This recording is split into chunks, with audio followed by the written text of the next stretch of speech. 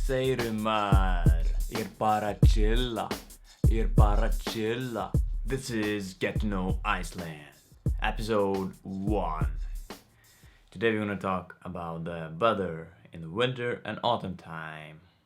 Hello folks, at the time of filming this video, it's kind of sunny outside and the weather is probably like +5, +10 degrees, but like 2 days ago it's been a really shitty weather, and I know that many people who supposed to go to the Northern Lights tour, they couldn't go like 3-4 days in a row. According to the Icelandic meteorological office, they state that the autumn time starts only in October and ends in the end of the November.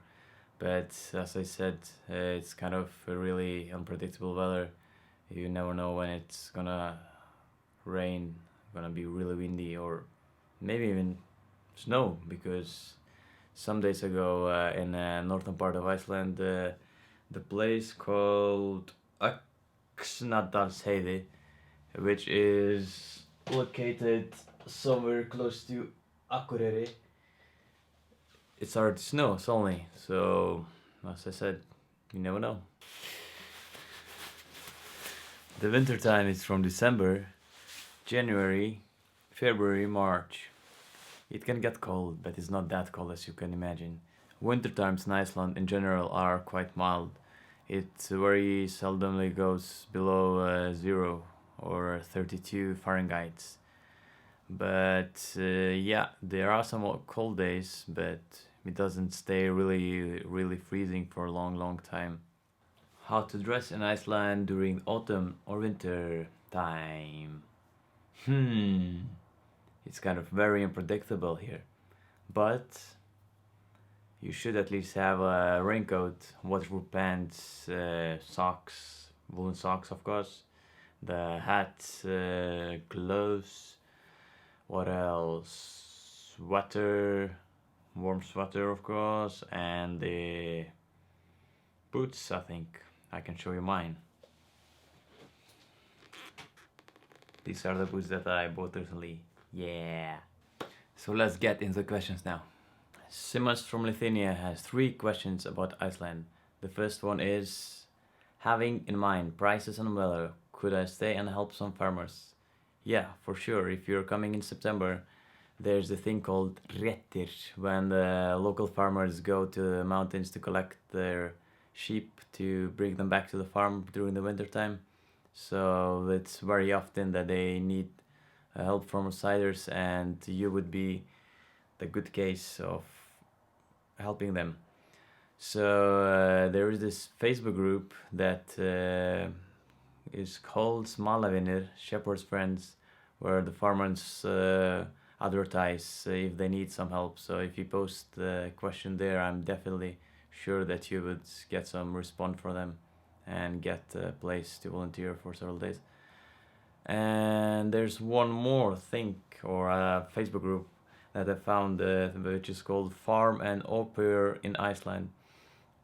Over there people post also like all kind of volunteering options that you could try to volunteer.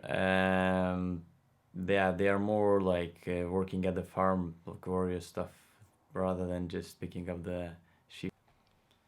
The second question is how easy it is to find the hot baths. If you're thinking about the geothermal wild baths, then there's this website called hotpoticeland.com, where you could see a map with the pinpoints of like regular swimming pools and also wild geothermal baths. And the other option could be the book, which is called Hot Spots in Iceland. I'm not sure if there's an English version of it, but even the Icelandic one could be very useful, because it has a GPS coordination, So let's say like you have this name of the place, GPS for description in Icelandic, which you would probably not understand, and then there's like a picture of the place. Okay, it's not really a good one. Let me see if there's a better one with a real pool. Yeah, okay, for example, this one. The third question for Simas goes like this: is there a part of Iceland with a milder weather? Well, because most of the cities are located to the coast, it doesn't get really cold there. But let's say the Westfjords, which is on a map somewhere there, it can get really, really, really cold. And also the highlands, like the middle part of Iceland, it gets freezing cold. And the last question from my friend Piotr from Poland is totally off topic, but let's answer this question. And the question goes like this: can you say something in Polish? Yes, I do. I learned some proverb, or at least I copy pasted, and I will read it. Gdyby koszka nie skakała, to by smutnie się miała. And that thing means if the goat didn't jump, she'd have a miserable life. No idea what it means? Please explain, Piotr.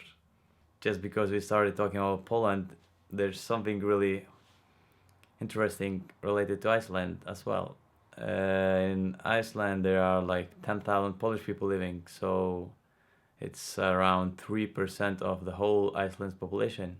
If you have any questions about Iceland, please leave your comment below or tweet it with the hashtag IcelandQA and I'll answer it in our next show. Looking forward to see you. Bye yo.